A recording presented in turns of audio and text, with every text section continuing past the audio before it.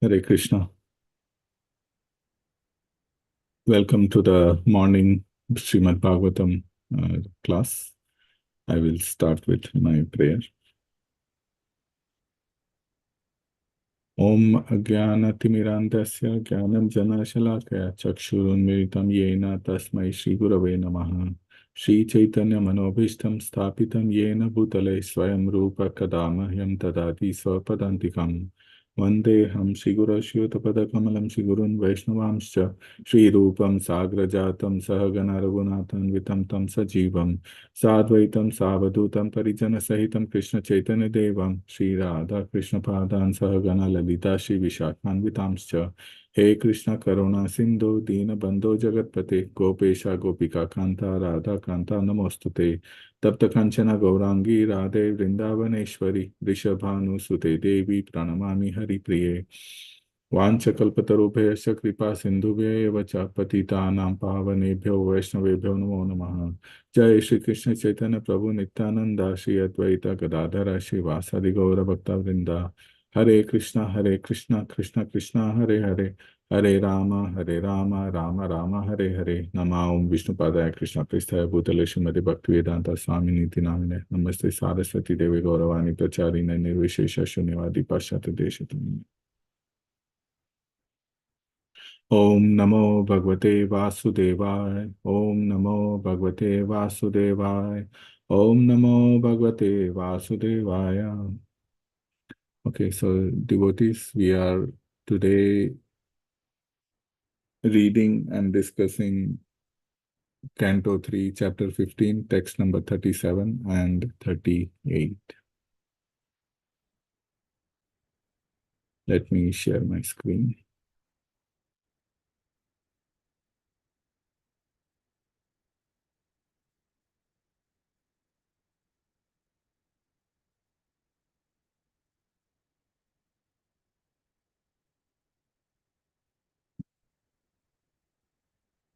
Okay.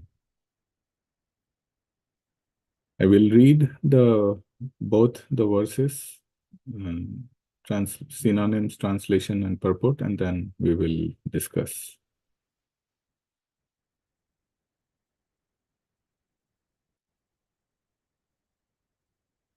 एवं तदैव भगवान् अरविन्दनाभः स्वानां विभूद्य सद् अतिक्रमम् आर्यहृदये तस्मिन् व्ययौ परमहंसमहामुनीनाम् अन्वेषणीय चरणौ चलयन् सह Shri. Synonyms or word-to-word meanings. Evam, thus, tada eva, at that very moment, Bhagavan, the Supreme Personality of Godhead, Aravinda Nabha, with a lotus growing from his navel, Swanam, of his own servants, Vibhuddhya, learned about, Sat, to the great sages, Atikramam, the insult, Arya, of the righteous, Hridaya, the delight, Ridyah, the delight, Tasmin, there, Yayau went, Paramahamsa, recluses,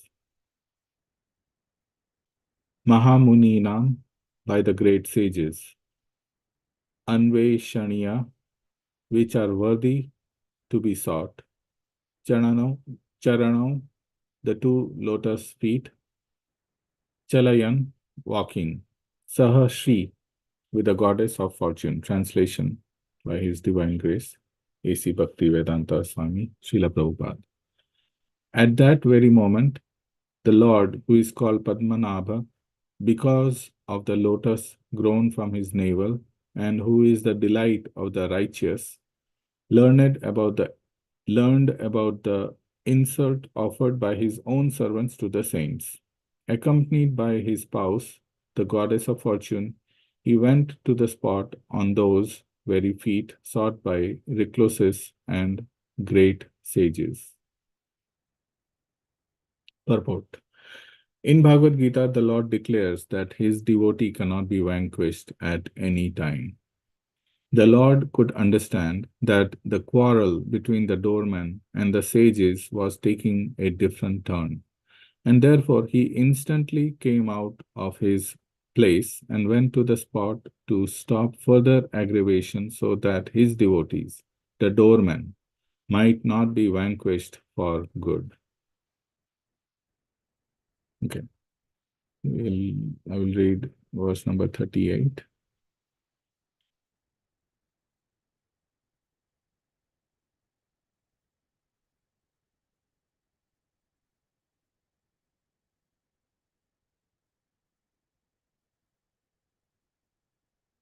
तं त्व आगतं प्रतिहृतौ पयिकं स्वपुंभिस्ते अचक्षताक्ष विषयं स्वसमाधिभाग्यं हंसश्रियोर्व्यजनयोः शिववायुलो लच शुभ्रातपत्र शशिकेशर केसर Shikrambhum. Synonyms, or the word to word meanings. Tam, him, tu, but agatam, coming forward. Pratihirita, carried. Aupayikam, the paraphernalia. Swapumbhi, by his own associates. Te, the great sages, the Kumaras. Achakshata, saw. Aksha Vishayam, now a subject matter for seeing. Swasamadhi Bhagyam, visible simply by ecstatic trance. Hamsa Shriyo, as beautiful as white swans. Vyajanayo, the chamaras, bunches of white hairs. Shiva Vayu, favorable winds. Lolat, moving. Shubhra Atapatra, the white umbrella. Shashi, the moon. Kesara, pearls. Shikara, drops. Ambum, water. Translation.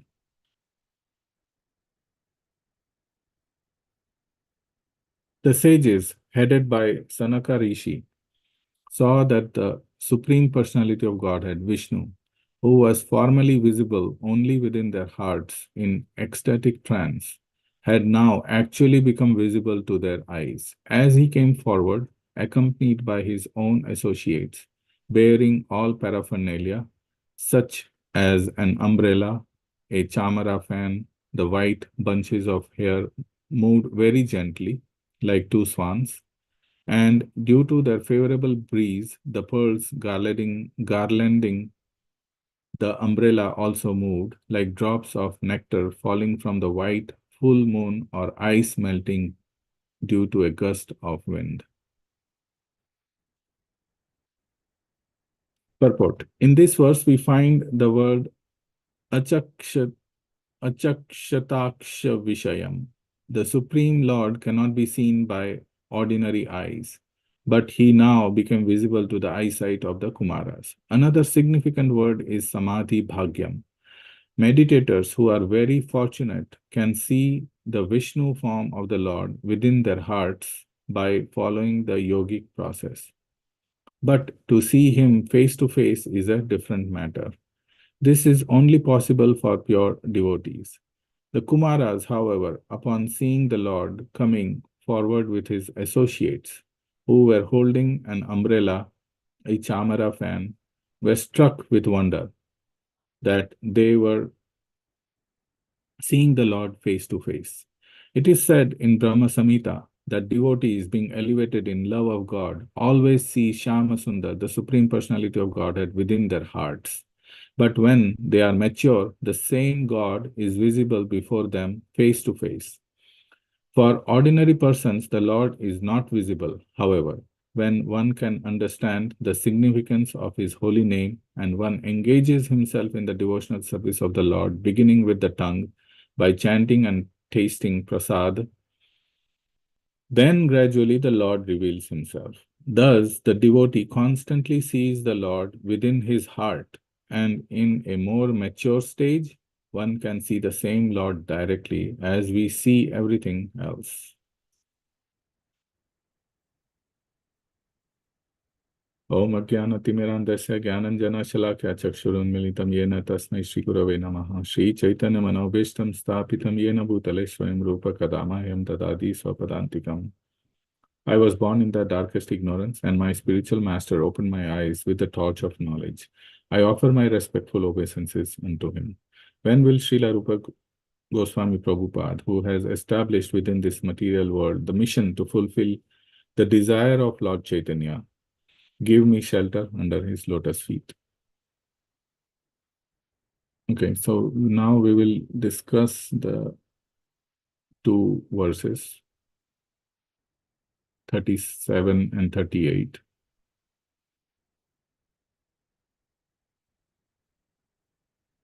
In verse 37, what is happening is that the four Kumaras have reached the Vaikuntha planets, and they crossed the six gates, and they have reached the seventh gate, and they are trying to enter in a very anxious state of mind, wanting to see the Lord. And the four Kumaras, they are not wearing any clothes, and they are trying to enter. And at that point, the two doorkeepers of the Lord, Jaya and Vijaya, are trying to stop them. Now, we see that is it okay to, was it their fault? We see that there is some kind of etiquette or standards in in the temples, in the place of worship. For example, if in our temple, if somebody comes, some children, for example, the four Kumaras, they were childlike, 5-year-old childlike, and if children start come naked and they say, "Oh, I want to go inside, I want to go on the altar," there will be devotees who will be stopping them, that please take care of them. So from that perspective, are did they were they at a fault? Probably not. They were doing their duties because they were trying to serve the Lord in the service that they had. But at the same time, the argument of the four Kumaras were that you are seeing a fault in us. And this fault finding tendency can be only found in the material world. Srila Rupa Goswami also writes in his Nectar of Instruction, Upadeshamrita, the Prajalpa, one of the six elements that destroys bhakti. Of them, one of them is Prajalpa. And fault finding falls under Prajalpa. Prajalpa means mundane talk. And we see that mundane talk can be debates, talking about politics, sports, something that has no meaning, no spiritual significance, no, sometimes not even material significance. And a big portion of the time in Prajalpa is fault finding. A talking to B about C when C is not present. This happened. Did you hear such and such things? See, so that is the Prajalpa or fault finding. And the four Kumara said that you are trying to find a fault in us, and therefore you belong to the material world, and they had cursed them. Now here Srila Prabhupada in the purport, he writes very nicely that in the Bhagavad Gita, the Lord declares that his devotees cannot be vanquished at any time. So we clearly see here that there is a conflict here.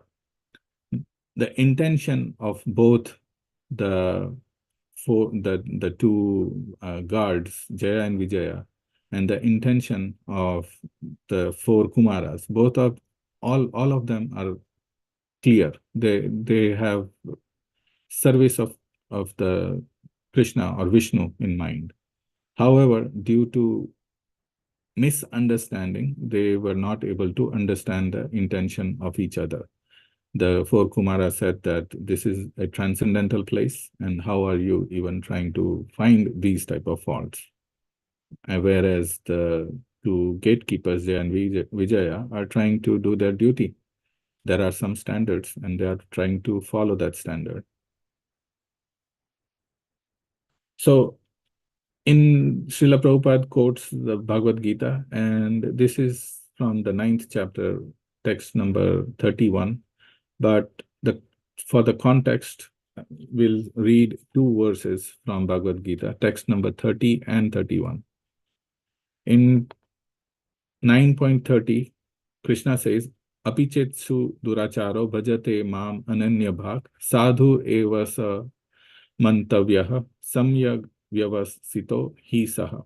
Translation: even if one commits the most abominable action, if he is engaged in devotional service, he is to be considered saintly because he is properly situated in his determination.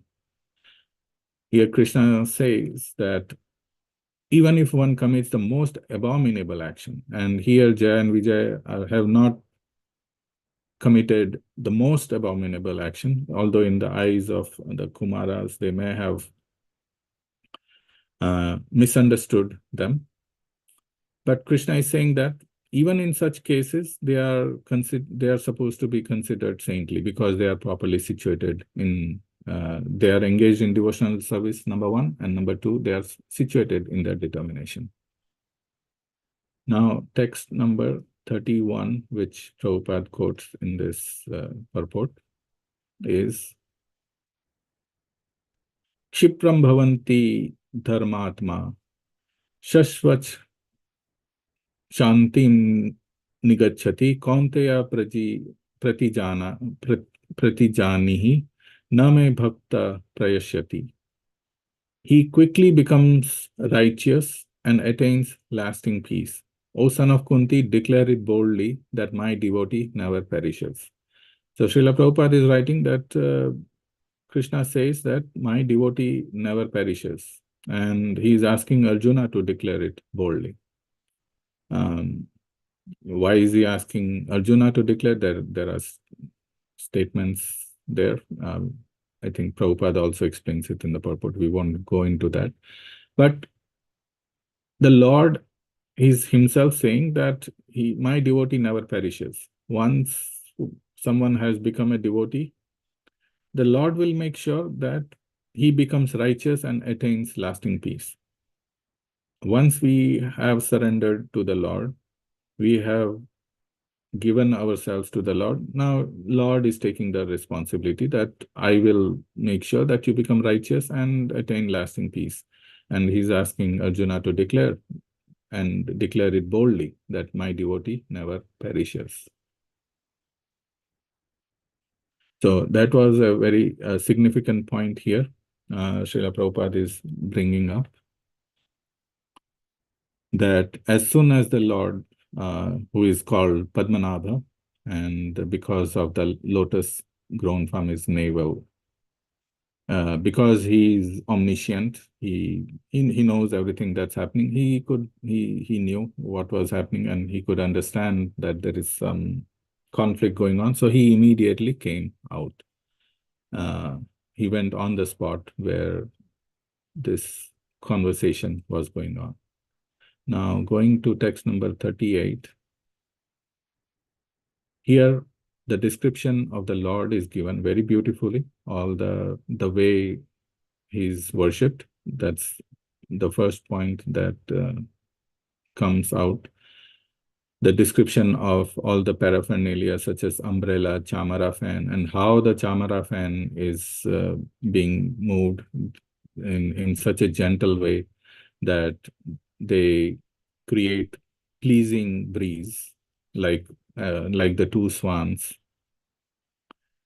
And due to that breeze, the pearls garlanding the umbrella also moved like droplets of nectar falling from white full moon, or ice melting. So this is a description of the Lord that's mentioned. And the third point that is of significance here is that The Lord is visible only within their hearts. So here the translation says the sages, headed by Sanaka Rishi, saw the Supreme Personality of Godhead, Vishnu, who was formerly visible only within their hearts in ecstatic trance, had now actually become visible to their hearts. And Prabhupada says that in the purport that for ordinary persons, the Lord is not visible. However, when one can understand the significance of his holy name and one engages himself in the devotional service of the Lord, beginning with the tongue by chanting and tasting prasad, then gradually the Lord reveals himself. And how does he reveal? He reveals himself in the heart. Thus, the devotee constantly sees the Lord within his heart.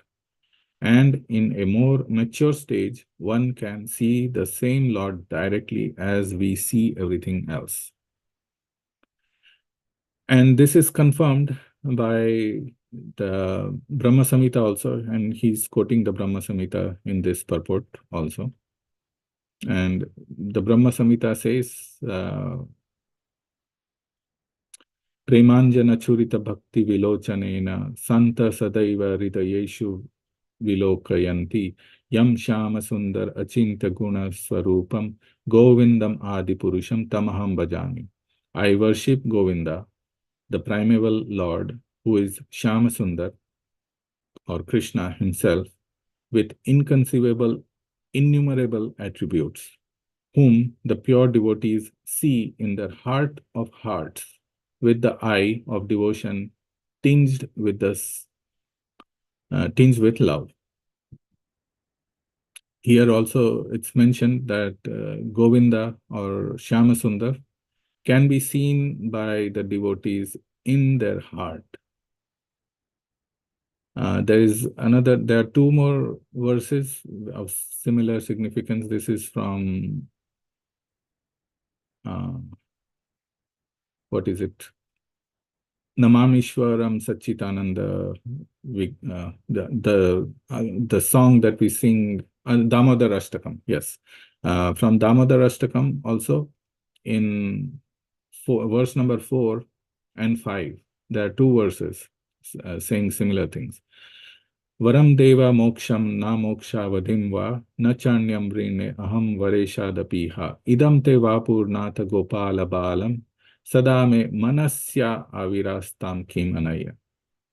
Manasya aviras. O Lord, although you are able to give all kinds of benediction, I do not pray to you for the boon of impersonal liberation, nor the highest liberation of eternal life in Vaikuntha, nor any other boon which may be obtained by executing the 9 processes of bhakti. O Lord, I simply wish that this form of yours as Bala Gopala in Vrindavan may ever be manifest in my heart. For what is the use of me of any other boon besides this? Here also, the author is, I forgot the name of the sage, but he's clearly saying that the Lord is manifest in the heart. And then in the next verse also, idam te mukham bhojam atyanta niler ritam kuntalai snigdha raktaishcha gopya muhushchumbitam bimba raktadharam me manasya virastam alam laksha labhe. Here again he is saying that manasya virastam. O Lord, your lotus face, which is encircled by locks of soft black hair tinged with red, is kissed again and again by Mother Yashoda, and your lips are reddish like the bimba fruit. May this beautiful vision of your lotus face be ever manifest in my heart. Thousands and thousands of other benedictions are of no use to me.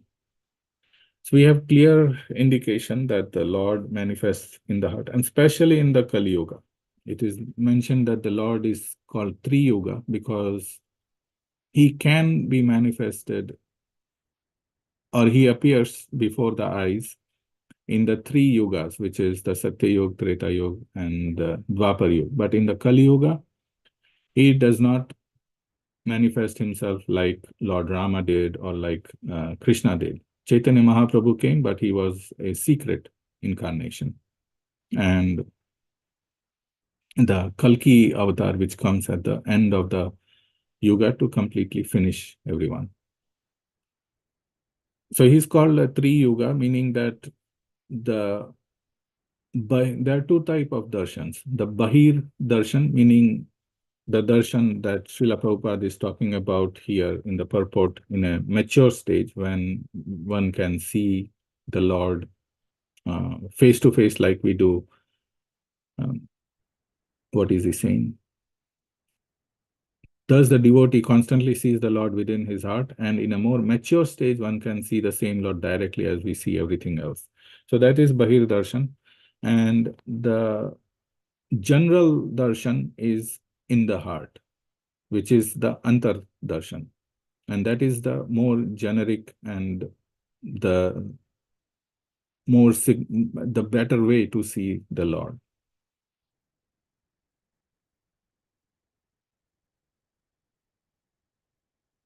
Okay, and one more point that came to my mind is that generally the Lord is visible within the heart or in the Antar Darshan.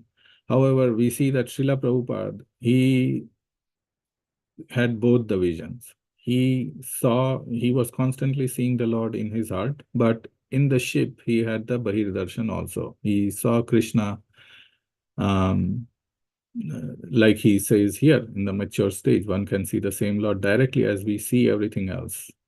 And that is the significance, like Srila Prabhupada, while coming to America for the execution of his spiritual master's desire, the Lord Krishna gave him the Bahir Darshan. And we see that after that, uh, his journey was smooth. He came back. Of course, there were constant challenges, but he could vision everything. He could vision that this movement, even though he did not have anything, he would say that there are devotees all over the world and they are living and they are coming together to serve during the festivals. He had that vision, even when there was not even one temple or maybe one or two temples.